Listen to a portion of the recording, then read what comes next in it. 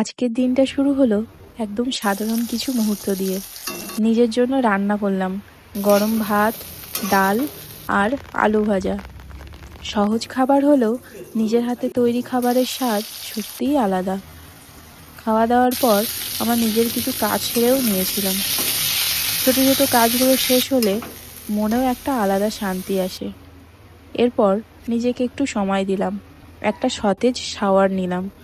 Body ওয়াশের সুন্দর ঘ্রাণ আর ঠান্ডা জলের ছোঁয়ায় সারাদিনের ক্লান্তি যেন মুহূর্তেই দূর হয়ে গেল।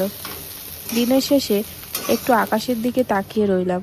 নীল আকাশ আর ভেসে বেড়ানো মেঘগুলো মনে করিয়ে দেয় ব্যস্ততার মাঝেও নিজের জন্য কিছু শান্ত সময় রাখা কতটা দরকার। এইভাবে কেটে গেল আমার আজকের ছোট্ট দিনটি, কিন্তু সুন্দর একটি দিন। ভিডিওটা ভালো লাগলে অবশ্যই লাইক কমেন্ট করে যাবেন আর সাবস্ক্রাইব করতে ভুলবেন না। বাই। সকলে ভালো থাকবে।